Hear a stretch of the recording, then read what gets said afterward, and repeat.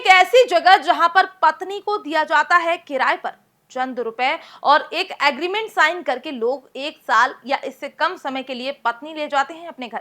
दशकों से चल रही है ये प्रथा। हमारे साथ समझिए इस खबर से पूरी स्थिति यथा। बाजार में जो जितनी अधिक देगा रकम उसको मिलेगी किराए पर उतनी ही योग्य पत्नी। आपने आज तक सुना होगा कि घर किराए पर, गाड़ी किराए पर इत्यादि, लेकिन क्या आपने सुना है कि कोई पत्नी को भी किराए पर देता हो? शायद नहीं। लेकिन आज हम आपको जो खबर बताने जा रहे हैं उसे सुनकर आपके भी पैरों तले से जमीन डामाडोल हो जाएगी। दरअसल भारत में एक ऐसा भी इलाका है जहां पर लड़कियां और शादीशुदा महिलाओं को किराए पर दिया जाता है। अब ये जगह कहां पर है और यहाँ ऐसा क्यों किया जाता है, ये हम आपको आगे खबर में बताएंगे। हम जिस जगह की बात कर रहे हैं वो मध्य प्रदेश में स्थित है। इस मध्य प्रदेश में एक जगह ऐसी है जहां पत्नियां भी किराए पर दी जाती हैं।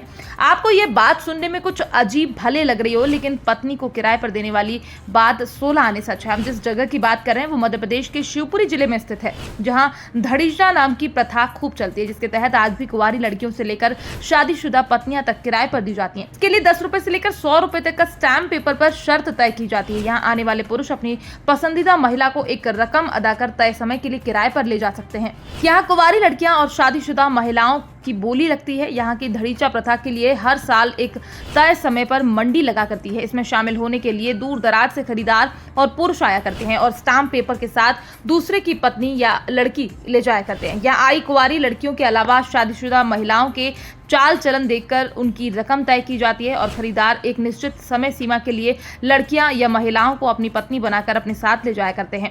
यहाँ को लेकर मिली जानकारी के अनुसार इस मंडी में पत्नियों की कीमत 15,000 रुपए से शुरू होती है और 4 लाख से भी ज्यादा तक जाती है। जहाँ पुरुष 1 साल या उससे कम समय के लिए रकम अदा कर पत्नी को किराए पर ले जाया करते हैं।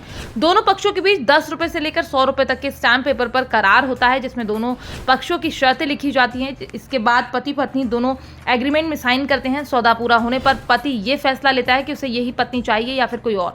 अगर उस शख्स को यही पत्नी फिर से चाहिए होती है तो मंडी जाकर दोबारा एग्रीमेंट बनवाना होता है और रकम अदा करनी होती है। जैसा कि दूसरा व्यक्ति एग्रीमेंट के साथ दूसरे की पत्नी को ले जाता है, तो यहाँ प्रश्न उठता है कि क्या ये महिलाएं इन एग्रीमेंट को तोड़ सकती हैं? इसको लेकर मिली जानकारी के मुताबिक पत्नी को एग्रीमेंट तोड़ने का पूरा अधिकार है। अगर वो रिश्ते में खुश नहीं है तो अपने करार को बीच में तोड़ सकती है, लेकिन ऐसा करने के लिए उसे स्टैम्प पेपर पर शपथ पत्र देना होता है। इसके बाद उसे तय राशि खरीदार को लौटानी पड़ती है।